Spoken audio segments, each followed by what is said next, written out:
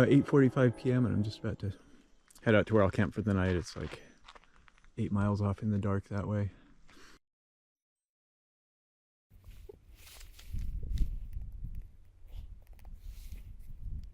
Okay, saving a fresh track and about to get on the hike here.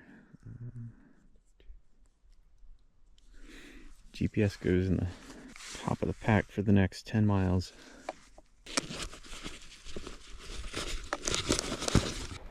Camped in this little patch of dirt last night.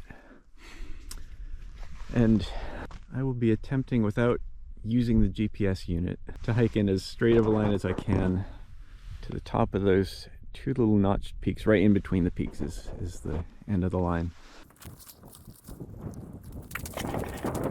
And with that, the mission was underway. I picked out this spot when searching Google Earth for a GPS-free hike probably a year earlier, and actually finally got around to planning the attempt in March 2025, coincidentally doing the hike like a week before GeoWizard posted his own no GPS mission video. This one's a little different from his in mood and train though, as you can probably already tell.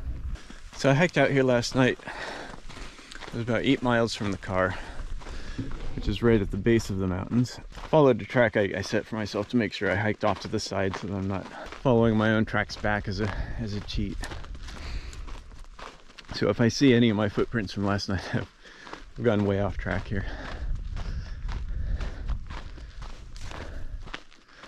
But it took about 2 hours and 45 minutes to get from the car to here. And after I get to the car, which is parked right on the line, I then have the last roughly 2 miles of the hike up that steep mountain range, kind of on the side of a rough ridgeline. And that's where all the fun's going to be. So this hike is kind of, it sort of starts out in easy mode. There aren't going to be a lot of obstacles in the first 8 miles. I'm also so far from the end of the line that I'm afraid I might wander more out here. I think I can aim towards it pretty well, but it can be really hard to just stay on track without, drifting too far, and then once you're off track with no frame of reference. So I've mentioned before that I'm a biologist.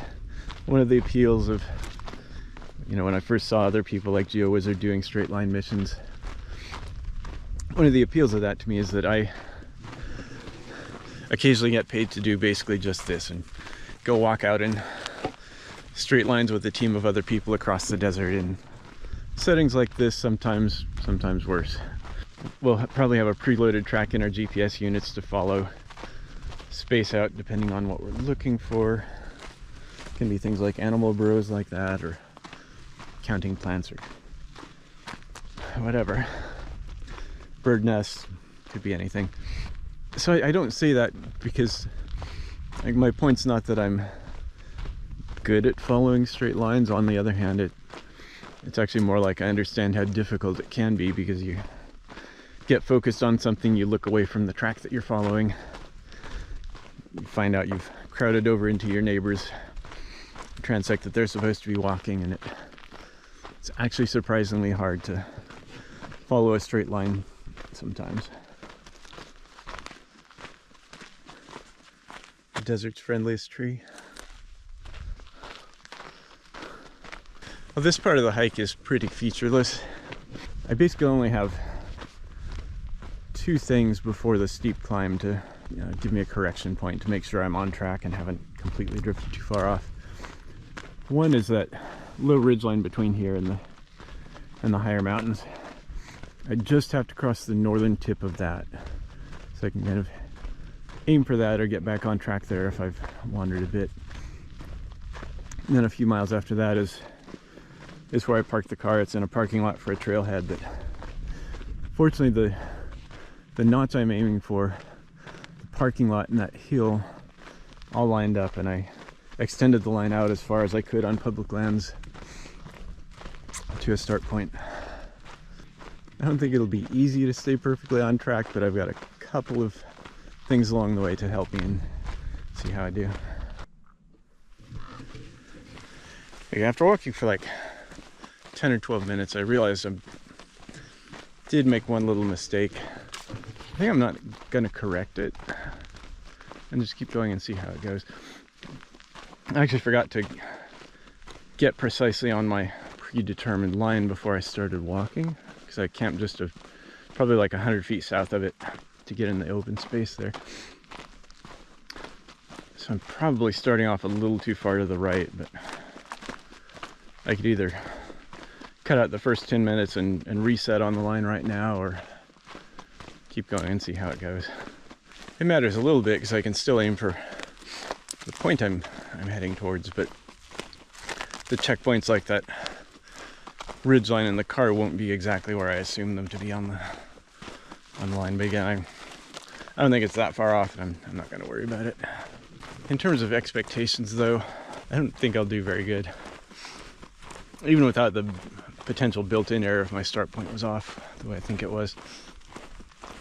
I still think I probably would end up in silver with, you know, deviations out to 50 meters from the line potentially. It's just, once you drift one way or another without the line to refer to, even though it's perfectly flat out here, I don't know, anything can happen. Trying to stay a little bit to the left to correct for the potential starting error. After I get to the first known points, the ridge line, I'll be back on the line I intended to be on. We'll see what happens after that. Overall, though, I feel like 90% of the adventure on this line is going to be in the last quarter of it. Theodore Roosevelt was actually an early straight-line mission pioneer. Even during his days in Washington, D.C., he'd take guests out on cross-country challenges in local wilderness parks with the motto, over, under, or through, but never around. Pause and read the account if you'd like. Today's attempt follows that in spirit, at least a bit anyway, but with the added bonus of being able to record a track on GPS to judge success later on. It's something of a refreshing change from a normal straight-line mission where your eyes are half glued to the GPS to be able to just look at a distant high point and walk over to it. Anyway, the hike itself is across a dry valley southwest of Phoenix called the Rainbow Valley, named for obvious reasons. Truly a spectacular color palette. My route is also entirely on public land managed by the BLM, so no worries about negative encounters with landowners. For the next few miles across the valley bottom, I won't see more than the occasional informal dirt road and signs of cattle grazing. But after leaving the car at my lunch stop, I'll enter the Sierra Estrella Wilderness area, which is public land treated to a much higher level of protection than my current location. There were only one or two spots like this that I saw last night.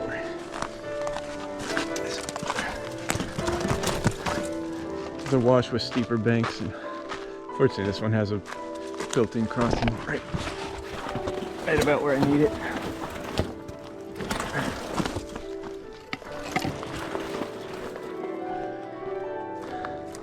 I wasn't sure if that would force me off track potentially.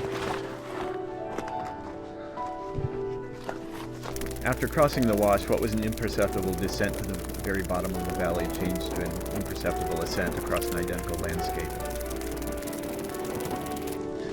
It's late March, by the way, and should be the peak of springtime, but this hike is happening in an unfortunately dry year. So 2024, that was a good wet spring, but then this area only got like one little rainstorm last summer.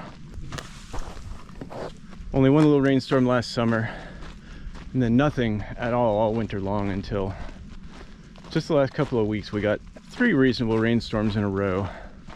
By then it was too late for anything to actually grow. Most desert plants don't respond to rains unless they're earlier in the season, so they don't, sprout, waste all their seeds, and then instantly die in summer heat. Despite the recent rainfall, I haven't seen like one speck of annual plant growth out here, and unfortunately that'll probably be true all the way to the top. It could be a little bit cooler and wetter up there, maybe a plant or two, but I'm not counting on it. It can be really nice in spring though, with lots of wildflowers out here. In miles of drought-stressed creosote bushes, I passed this one odd spot that must have collected a bit of extra rain, which the shrubs happily responded to. This is a little bit lower and wetter of an area, and suddenly the plants actually managed to get a little bit of water into the roots. They're all the same species, creosote bush.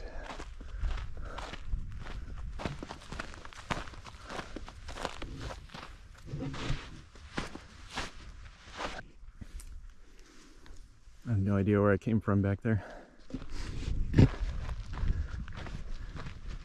at least it's starting to feel like there's real progress.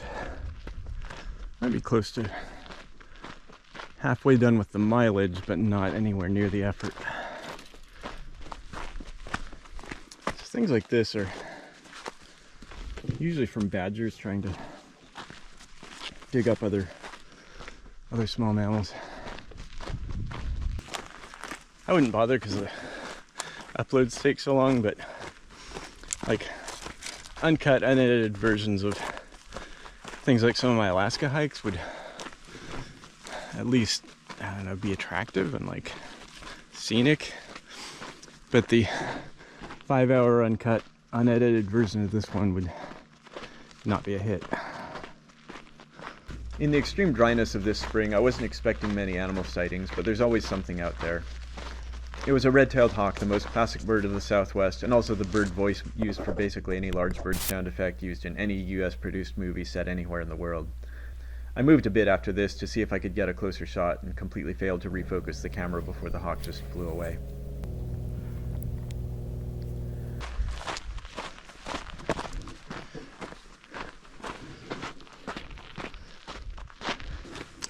I can't really stop for any length of time at the car. I'll have a better sense once I get to the car of how I'm doing, but I would like to make it back in time to pick my dogs up from boarding this afternoon. That's only going to work if things go better than they tend to on my adventures. If I can get to the top by noon, I might be okay. Just have really low faith of that happening right now. Once I get to the top, I'll return down an existing trail that's a little ways off to the side, so it'll be a little bit easier on the descent. But then I've still got a 2-hour drive home after that, and that would probably put me there at the last possible minute. So if I start to sense that's going to be impossible, I'll just accept the dogs are going to stay another day and slow down and enjoy things more. More of this. That could even be a kit fox burrow, possibly. It's fairly big, deep, and well established. But probably nobody's in there right now. Soil around the entrance hasn't been messed with since the rainfall, which was over a week ago. Knowing this road was here, at one point I thought about stashing some water in here when I was thinking about trip planning. But I figured, especially doing this at night, which was kind of the only way to have the start I needed, I'd be able to carry enough water in it. It's worked out fine. I don't have a lot left, but not too far to the car. A little too far to the left by the time I got here, but not terribly so. I less than the mistake at the beginning of the hike. I had indeed drifted too far to the left in the 5 miles between the start and this hill, but this was a chance to correct the error. I had a pretty good sense of where I needed to be when crossing over the hill, and from there could just aim at the ultimate goal until reaching the car in a few more miles. But right now I should be more or less exactly on the line finally, probably for the first time that I've felt like it. Just cut over the toe of this hill with the wash to the left.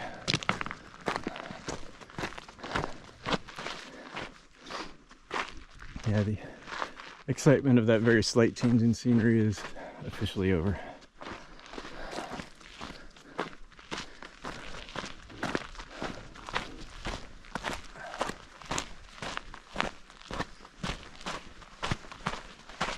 I knew from the hike in the dark the night before that there was a single fence on the entire hike.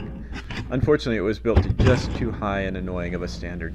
The top wire was too stiff to be able to bend and step over in the middle, and slender as I am, I couldn't quite go between the strands either. Hopping the fence is okay if needed, but with the barbs and metal posts going over or through is a bit better choice. Anyway, that's literally the worst physical obstacle of the first 8 miles of the hike. So for the first part of the hike, I could kind of keep the tip of that hill and the knots at the top of the mountain lined up to make sure I was roughly on track. After this point, I can't see the parking lot until I'm like right next to it. So there's no more triangulation like that. All I can do is aim for the peak. It's kind of hard to imagine, but all of these desert mountain ranges separated by valleys like this, the alluvial fill here is thousands of feet deep and eroded off of what were once much bigger mountain ranges here. Amazing what a few million years or few million decades can do to a place. There are deep groundwater basins in a lot of these valleys that are now they're being pumped down for agriculture and other uses, and land settles as the water is withdrawn. Sometimes in some valleys there are like giant fissures that open up 6 feet wide and 40 feet deep for miles across the landscape. You have to map them and warn people that there's a risk if they go in those areas, especially driving. One of the best things about getting back to the car will be unloading all the camping stuff and one of the cameras. So I get to lose a lot of weight and then probably replace half of it with extra water for the steep hike. I took 2 cameras and 2 tripods out to try a couple of different night time-lapse things and sunrise time-lapse things, and screwed up one of them each time, so might as well have only taken one. At 3 a.m. I was trying to get a telephoto view of the moonrise, but I'd just woken up at 3 a.m. and kind of messed up the exposure settings and just like set it to run and went back to bed, so there was no way to know I'd got it wrong. And at sunrise I switched the battery out on one camera because it was nearly dead from something else. But I think I just took the old battery out and put it back in and got mixed up. So the battery died shortly after I started one of the sunrise videos. The previous winter had been exceptionally dry, and in fact, aside from a small summer thunderstorm 8 months earlier and light sprinkles not long before the hike, no substantial rain had fallen here in at least the last year, and the part of the state around me was mapped as exceptional drought, the highest category. So unlike my usual intent to highlight the natural world, this hike I had really low expectations and just wasn't worried about it. No spring wildflowers, the perennial plants all looked sad and stressed, almost no birdsong even the entire hike, and most animals weren't likely to be that active either. High metabolism mammals can't help it and have to seek out food constantly, often at night, but slower things like reptiles usually just go underground into a burrow and may not come to the surface until it rains again. Some Sonoran desert species like Gila monsters and desert tortoises spend maybe 95% of their lives underground and store energy and water using some innovative adaptations. Others, such as predatory snakes, might be more active at the right temperature since they can gain both energy and water from their more active mammal prey. But even they will take shelter to get out of direct sunlight on a warm morning.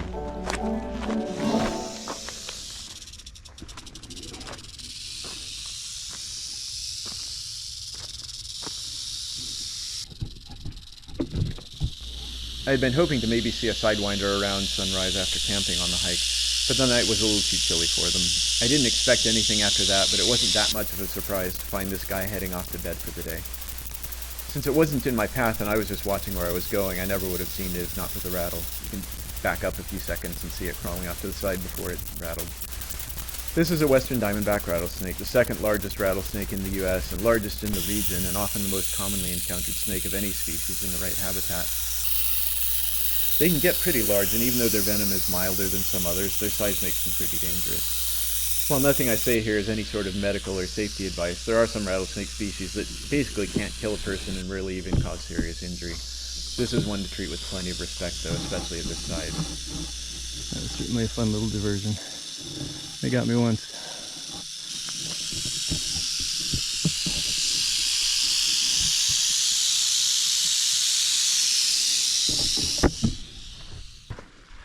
Not surprised to see it out. It's about the right temperature.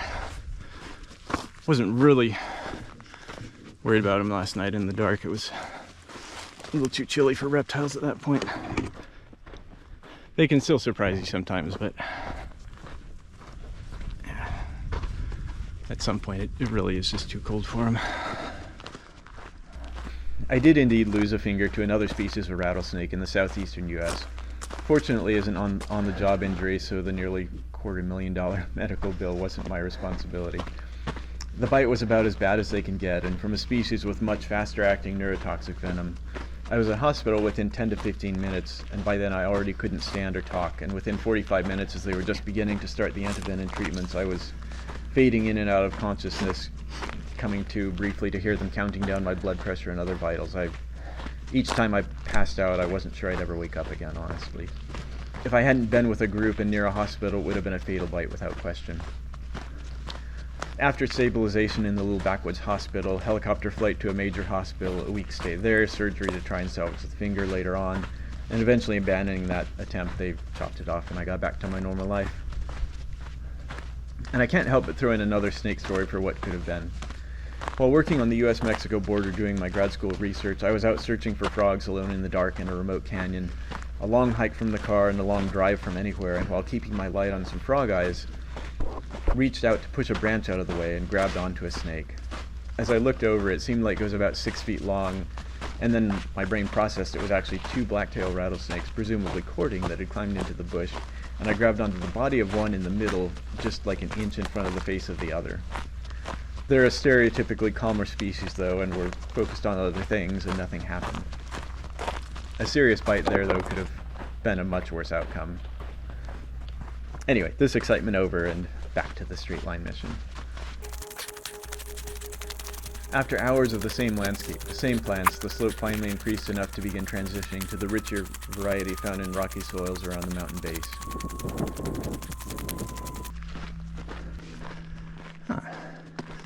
You can now see a car in the parking lot, and it's lined up properly with me in the peak, so I'm still close enough to on track.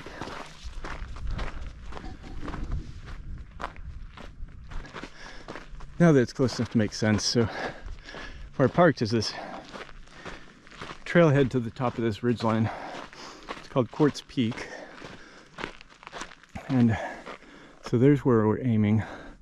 On the next mountain to the left, there's this gigantic outcrop of mostly pure quartz rock right at the top. Should see it on the hike down. So the trail goes up this ridgeline.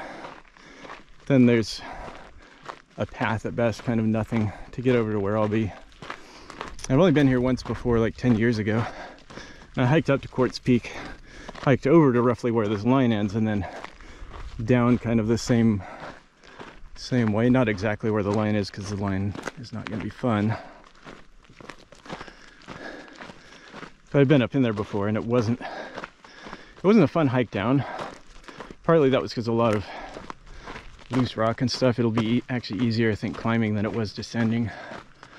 I hadn't really planned this because I've been here before.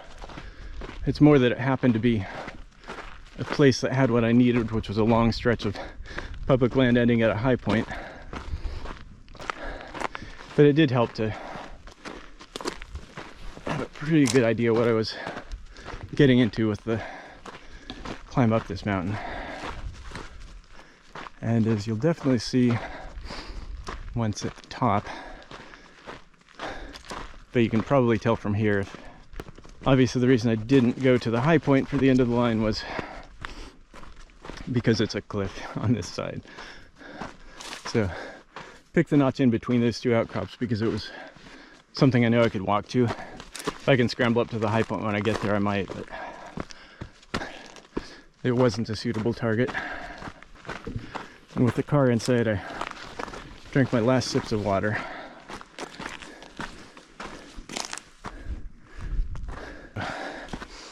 Breakfast was just an orange, some trail mix, and part of the scone. Lunch will just be a can of soup and another orange, probably. Liquid food. Actually seems good right now. Obviously I haven't looked at the GPS. I haven't even looked at the time since I left. I have no idea if I've done this faster or slower than I did last night.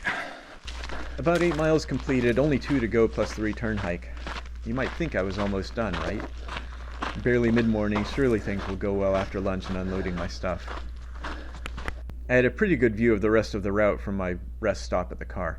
I knew there would be some blind spots going up the final steep slopes, but this was my first chance in 10 years to look closely in real life and not just on Google Earth, and I actually kind of failed to do that very well. I especially neglected to think beyond the ridgeline to the return hike. It was still a nice relaxing lunch spot though, and I felt well refreshed after the break. Post-lunch update.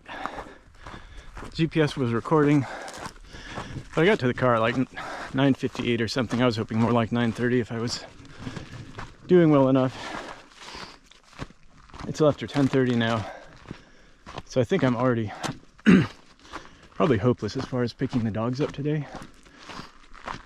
Not really gonna stress about that goal anymore on the way up.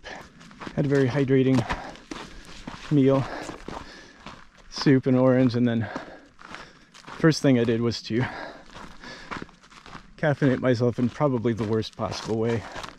Should have just recorded it, but took one of the single serving like instant coffee powder packs and just nice. Wasn't sure there would be any flowers today. Took one of those instant coffee packs and just dumped it in my mouth and drank a bunch of water after it to wash the powder down. It was really gritty and nasty and bitter and stuck in my teeth.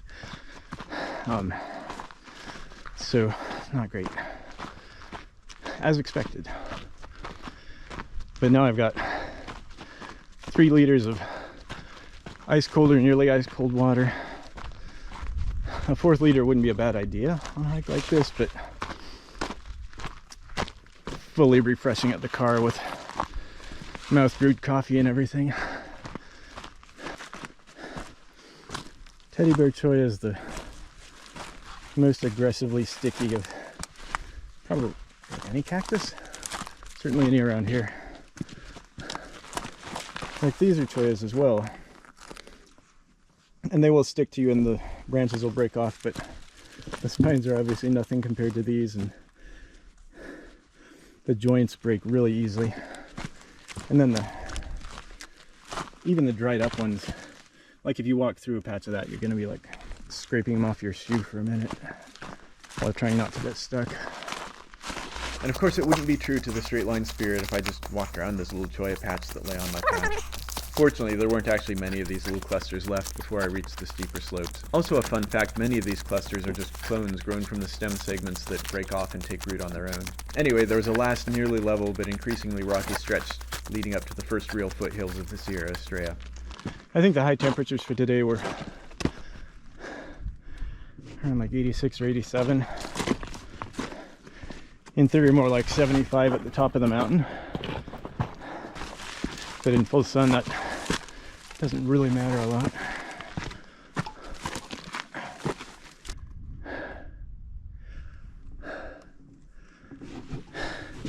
I had felt like I was too far to the left, but I feel like now I'm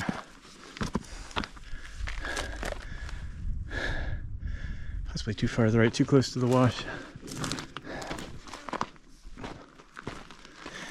A week ago, I was up in Alaska at Denali National Park in the snow.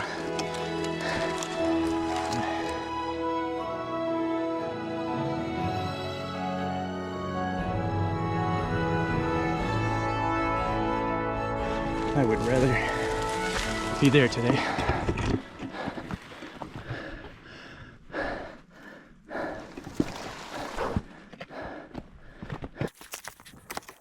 I still hadn't reached the real climbs yet, but the casual part of the walk was certainly over as slope increased and footing finally required some thought. The Archaea is working on blooming in response to those rains. They're one of the quicker perennial plants to respond to any rainfall. They'll rapidly shoot some leaves out of their stem and try and flower spring or summer.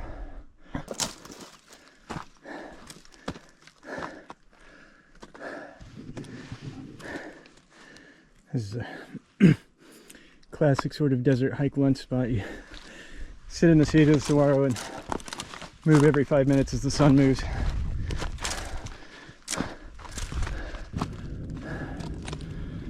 First elephant tree of the hike, I knew they were in this canyon. I showed them and talked about them a bit on my South Mountain Park straight line thing from last year. A flat rock and some shade meant it was time for what would be the first of many breaks. Too nice of a break spot to pass up.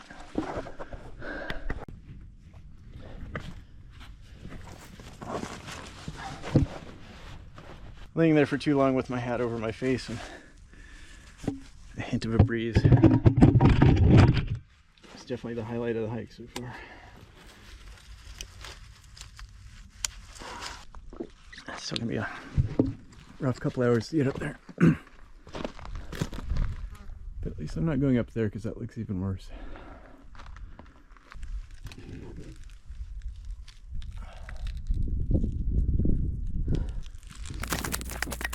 Fighting to maintain a higher line along my route is a constant theme for the rest of the hike.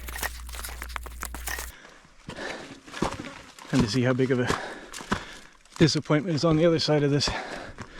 I hope this is the high point. But this whole climb up this hillside is kind of throwaway elevation, made even worse because it was up and down so much. Because it just drops down again before the final climb straight up the real hill. Probably a little too far to the right, too far downhill. I have to stay about 100 feet left of the closest spot to the wash. But I'm kind of in line with the wash in the saddle, so that's why I say I think I'm too far downhill. Just go away. I'm just gonna have to stay above all of those big rocks where it drops into the wash.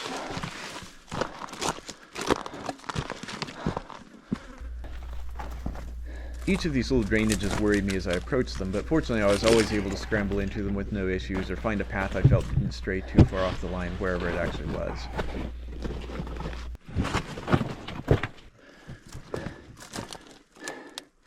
These ferns are cool. This is an agave. They're usually montane plants, and there's a small population of them at the top of the mountain range. I didn't expect to see one down this low. Another climb to a high spot, another drop into a small canyon, each one larger than the ones before. Not that there was anything technically difficult about this one, but the drop down was far enough I at least needed to be cautious and pick a sensible path down the rocks. Walking down these sorts of things tends to be more awkward than the climbs out, and for some reason all but one of these had the steeper slope on my downhill climbs and a gentler slope climbing out on the other side. The elephant tree sap really smells like licorice. Every time I brush by one, it's a burst of licoricey air freshener.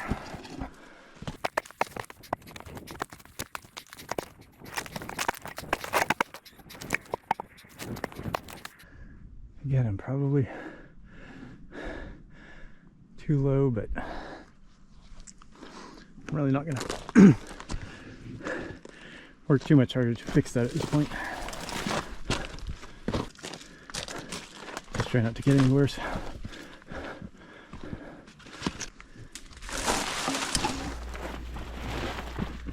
Another climb, another drainage, this one finally with mercifully gentle slopes, and it was time for yet another break. It's the only shade I've found for the last little bit. I'll take a quick water break here.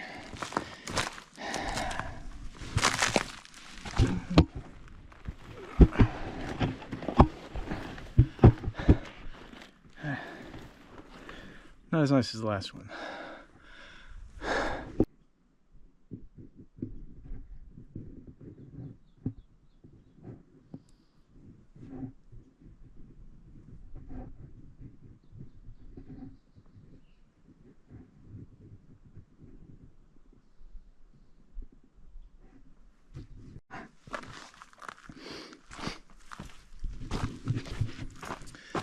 At first there was no breeze and it was kind of not there actually, and I was about to leave and the breeze picked up, so I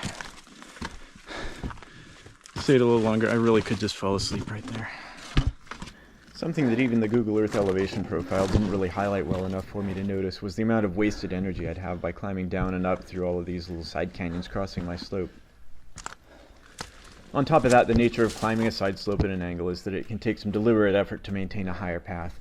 Tired from hours of hiking after a brief and poor night's sleep, I was very convincing when debating with myself about whether I was okay on my line or should I climb a little bit higher up the slope. As I went through this section, I was spoiled that not for the first time my deviations went beyond platinum, and it was just a prelude to how I'd feel once I got higher up. At least with a check behind me, it felt like I had already gained some significant elevation since leaving the car, though.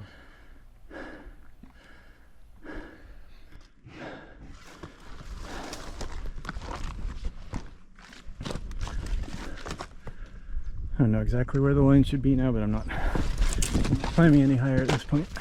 Just to go down to the bottom again. I think I'm close to okay, but the next little ascent to a drop into another canyon gave me the first close look at what would be the worst sketchy little climbing segment on the hike. But at least I had finally reached the actual base of the final major climb to the top. Most of the up and down climbs of the past mile were over, and it was almost only up from here. So it looks like I can go straight up the middle of that.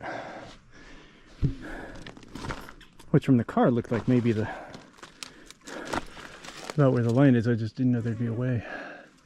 I thought I might have to go clear up there.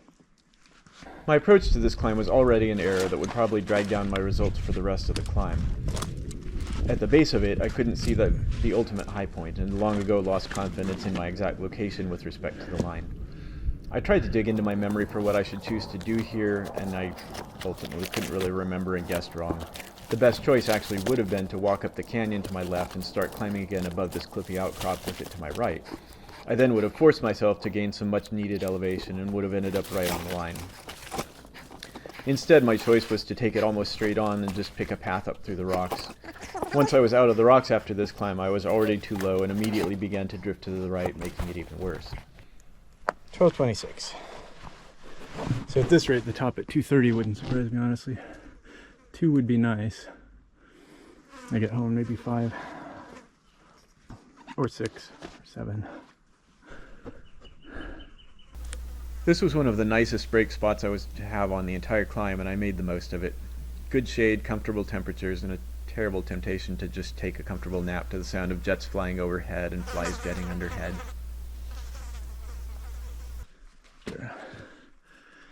After a 10-minute break there, it's kind of the nicest spot. The GoPro was getting hot, so it was hard to pass up.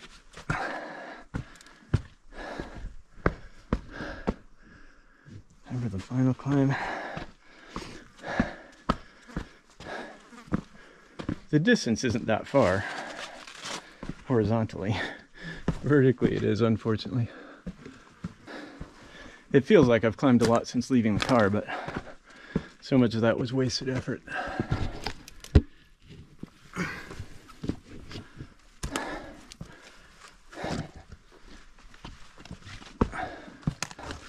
There was nothing on this climb that was truly technical, but as usual I was equipped in a way that was a pretty bad handicap for any sort of climbing like this. A heavyish pack meant balance was thrown off backwards, and the monopod doubling as selfie stick and hiking pole took up one hand as well. I had a head strap for the GoPro, but I left it in the car at lunchtime. I forget if I just forgot it or decided it wasn't worth carrying if I wasn't sure I needed it. Turns out I kind of wished I'd had it here. So it was just an awkward series of little climbs up onto little ledges, trying not to drop anything and definitely trying not to tip over backwards and roll down the cliffs on my head.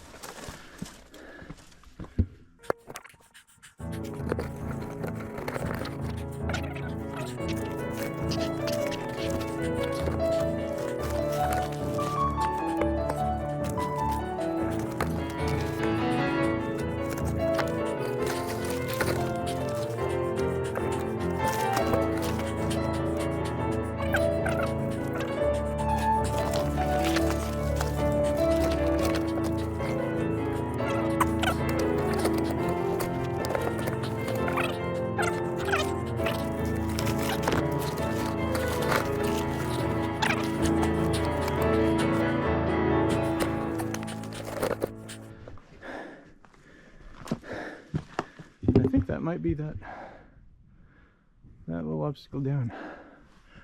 This looks okay. Then there's just the normal misery of climb and then another one.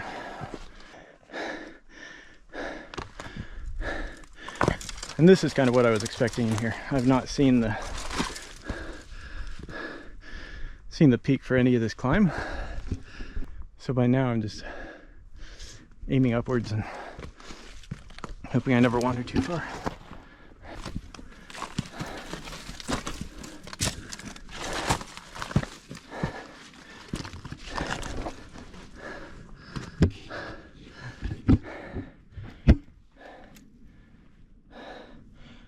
Not a long shady break, but I deserve to sit down after that.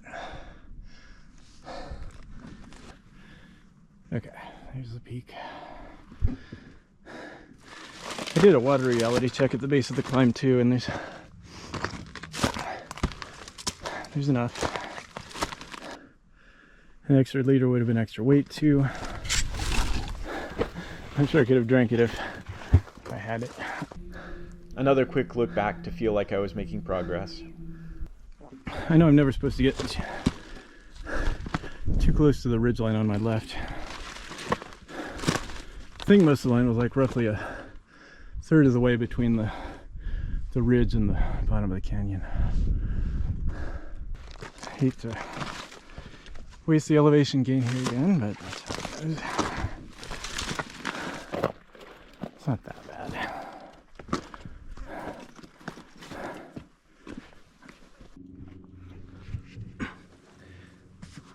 Can't pass up another shady spot before a sunny climb.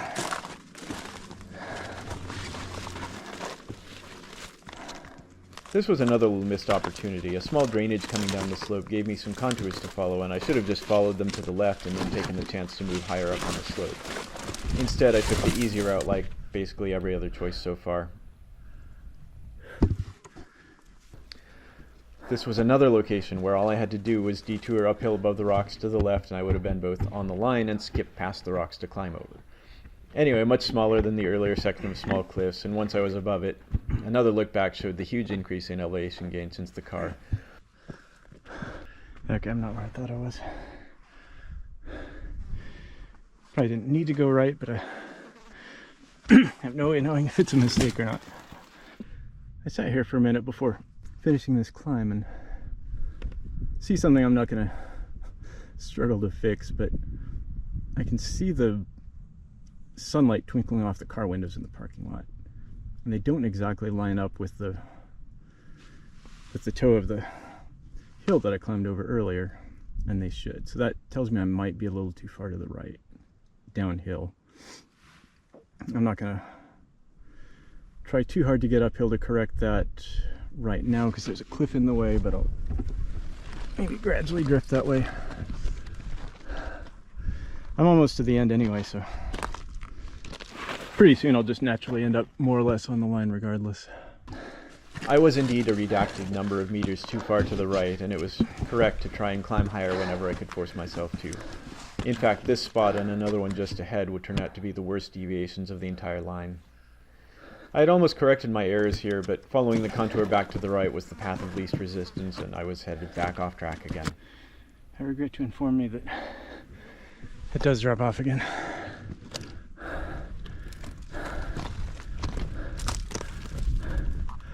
Let's see if we can just stay level and follow the contour. So I'm going to do 2 more steep climbs like that. This one, and then the final ridge is right on the other side. That's the high point.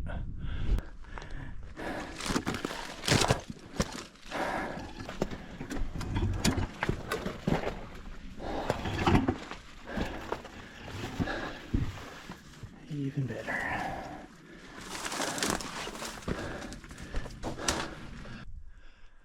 The breaks keep getting longer, but feels necessary.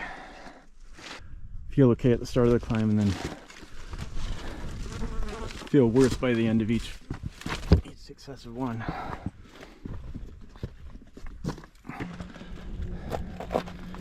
Not that I've gotten to the point where, yeah, this is so stupid, I wish I didn't do it, or that I should quit, but also I think I'm at the point now, probably have been for a while, where it would be maybe easier still to get to the top than quit. I don't know. My stomach has never felt great today since lunch, which is what can often happen when you eat a meal and then immediately have to constantly drink water. Digestion struggles a little bit. Chekhov's stomach unease, the classic screenwriting rule. If you complain about not feeling good early in the movie, you better end up on your knees and elbows painfully depositing a meal from 8 hours earlier into the sand by the end. Don't worry, I wasn't running the camera and it won't show up in the video, but my senses here were correct. I was not properly digesting my meal, and upon reaching the car and drinking 2 swallows of water at the end of the hike, I unate what remained of my lunch within minutes and couldn't even keep water down until late morning the next day. And I'm sure I'm too low, but out of necessity, I'm probably just gonna have to stay that way. It was a miserable night, being unable to rehydrate or regain any of the energy spent on the hike. As I got closer to the top, still not knowing the unhappy night that my stomach was about to give me, I was keeping an eye on water rations. I had aimed to save my last liter for the hike along the ridge and back to the car, and would almost make that goal. What I still didn't know, though, was that I would feel really bad by the time I got to the top, not just because of dehydration, and that there was an unavoidable major drop, then climb back up along that ridgeline rather than the easy walk I was delusionally anticipating. I didn't record any of that, but I was barely able to force myself to keep moving along the ridge to get to the trail for the descent, instead of laying in the shade of a rock and letting the vultures get a poor meal.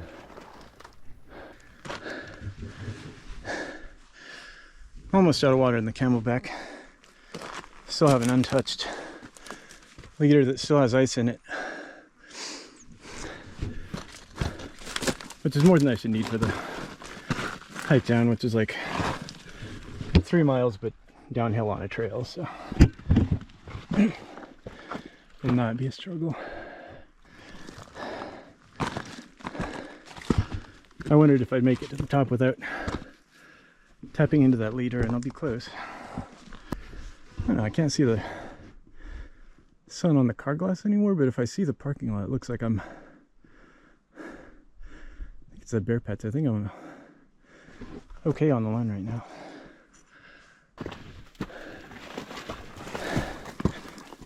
View of the top coming up. I was nearly level with the ridge to the south, but still far below the ultimate goal. That climb was actually less bad than the last ones. Longer break must have helped. But I can tell I'm too far to the right for sure. Looking ahead uphill is not the same angle as looking back that way. Oh well. It's actually fair to tell myself now that I'm almost there. And just when I needed it the least, I was the victim of a series of plant attacks.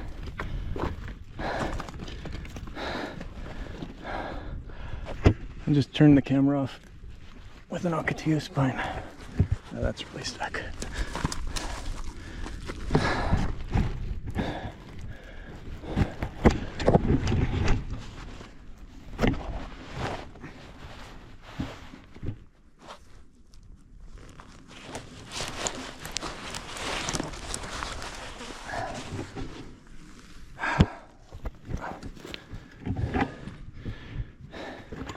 Exactly what I want right now.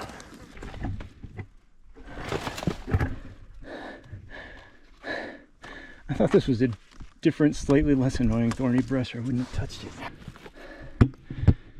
Cat claw acacia. First one I've seen on the hike, so I wasn't really paying attention.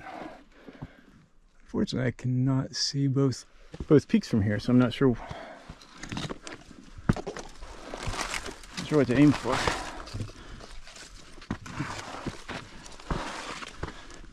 I think that high point's the right one, so I should be going up there, but If I'm wrong, I should be going over.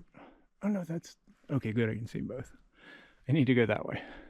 That would have taken me way off track. After the other plant aggression incidents, I then planted my thankfully gloved hand on the remains of a dead cholla. It could have been a little worse. Don't put your hands on things without looking. For one spare, I think I've still been forced too far to the left.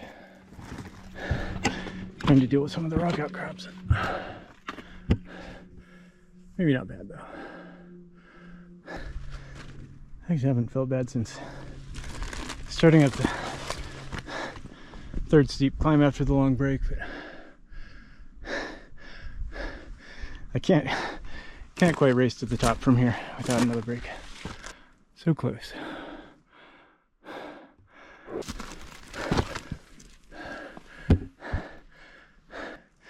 I don't think I can make that work.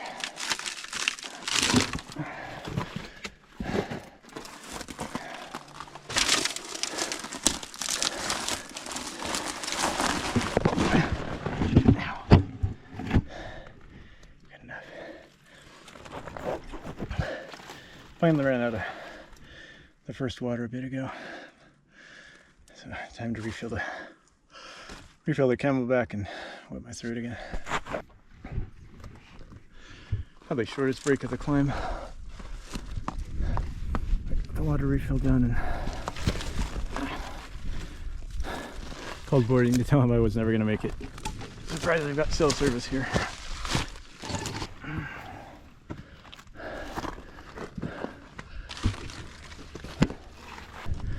First time I came up here was not a drought year, and there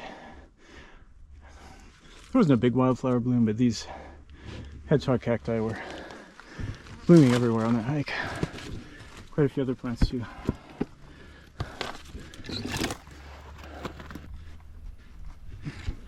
Finally, I had reached an elevation high enough to at least see over the side of a secondary ridgeline to the distant Gila River floodplain, a river that begins in the mountains of west central New Mexico, crossing the entire state of Arizona before joining Colorado River on the California state line.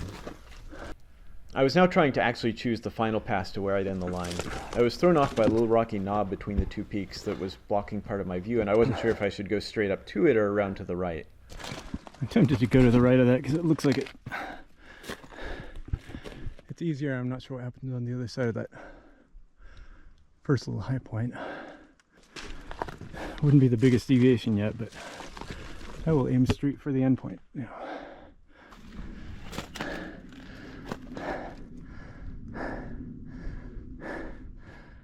I want to say the Sonoran Desert's more than stereotypical.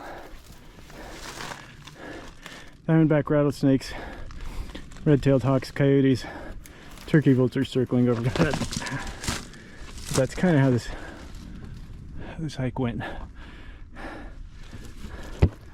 All I need is a road runner and it would be complete. My pants.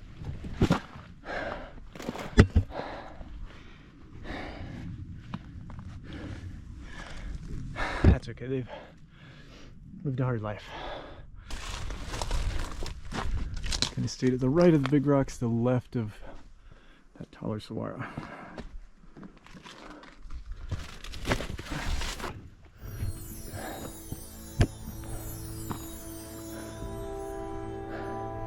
Almost exactly 8 hours after setting off from my campsite, a rough and steep 100 feet below the end of the line, I began the final approach. I didn't feel great by now, but still hadn't gotten to a point where I knew how bad I would feel in the unpleasant descent and climb that was still between me and the top of the trail at Forts Peak itself, 3 miles from the car. I'm just gonna pick roughly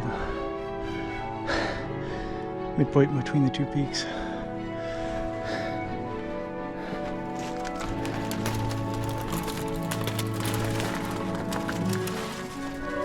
At this moment, I still thought I could refresh myself with a good drink of water, stroll along the ridgeline, and painfully but happily head down the trail back to the car. Instead, the remaining roughly 4 miles were going to take another 4 hours, followed by a night of misery. For now, though, I was just focused on the last few steps to the top, and once I had set my mind on that high point with the tall saguaro, nothing was going to change my mind. It wasn't a feature that had stood out to me from the start that morning, and from where I stood, it did after all look like the midpoint between the two large peaks, but it wasn't going to turn out to be that way. Not only did I make it harder on myself to finish by aiming for it, but the choice would also cost me once I looked at the results. That was the choice I made though, and I finally took the last few steps to the top of the rock pile and a grand view of the far side.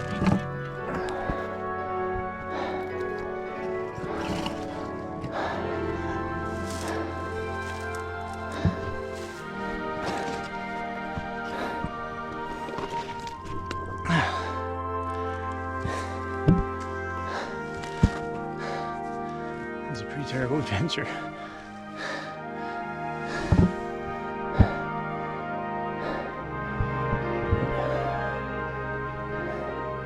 I'll pull out the zoom lens and aim back where I started.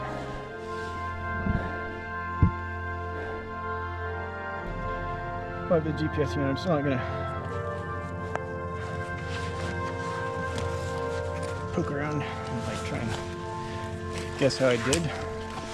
My guess is, in the end, probably not very well. But I'll save the track now so it's clean from where I started walking this morning to where I'm saying the end is.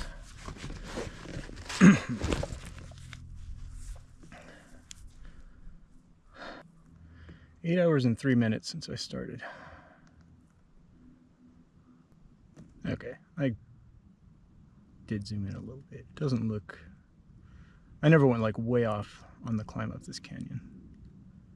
I can see some spots where I was a bit too far to the right, but I'm not, like I said, not checking too close. Because again, I messed up the start point, so I don't know what that's going to do to it. Since the start point was also potentially too far to the right, that might help some of the mistakes or whatever I made on the way up.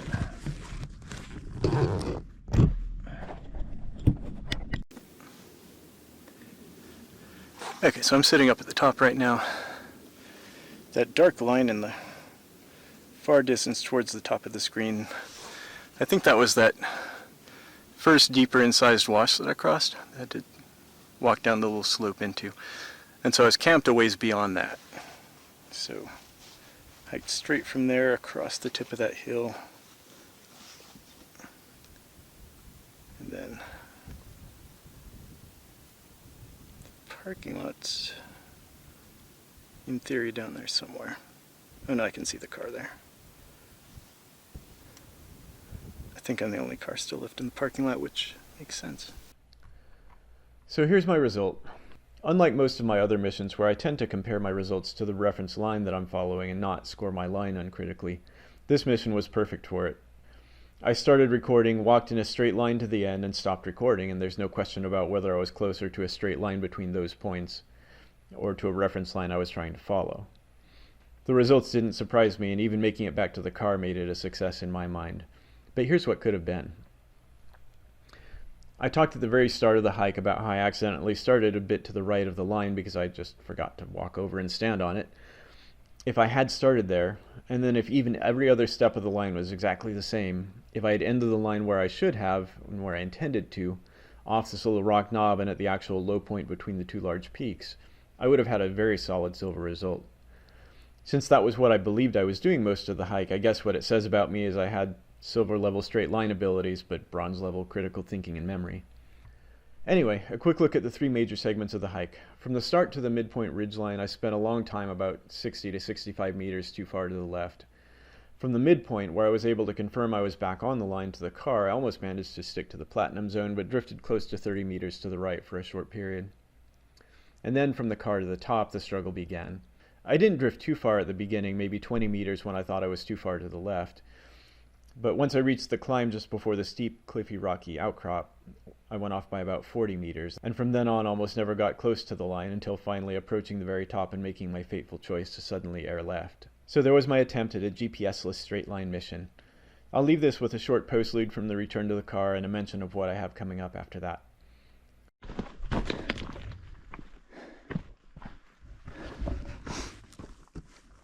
Sort of, can't quite say almost back to the car, maybe a mile and a half, but compared to how it's gone, I'm almost back to the car.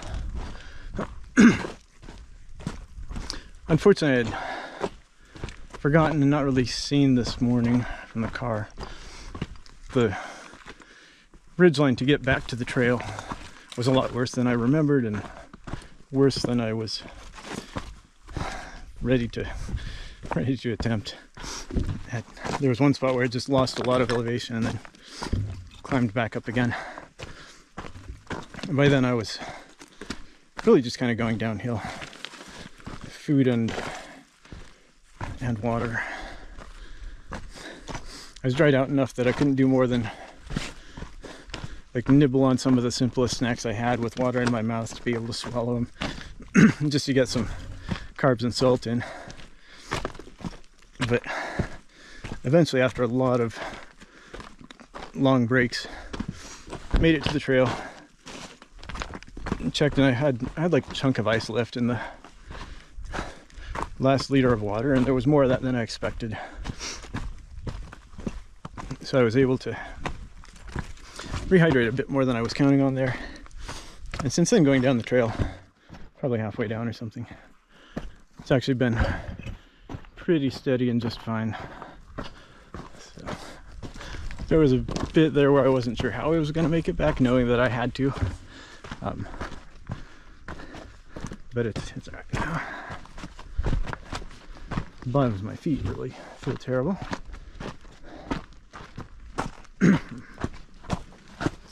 But I don't really have to walk anywhere for a while. I definitely wasn't supposed to be out here to watch the sunrise and sunset today. If I get down before sunset. Oh, and because it was a little bit out of the way, it was kind of when I felt the absolute worst. I couldn't even be bothered to pull the camera back out and point it up at Quartz Peak, which was a little climb above me. So I will stick some photos in showing Quartz Peak because it's pretty cool. If you've made it this far, hopefully you've noticed my failed attempt to cross the Alaska Range into Denali National Park on my channel as well. Videos where even when I'm miserable, I'm having far more fun and feeling like I'm attempting something far better than these desert missions. So I will be attempting that straight line mission again either in June or July this summer and completing it at any cost I can bear. Keep an eye out for something much more inspiring than this once I'm done, and watch last summer's episodes for the backstory if you'd like.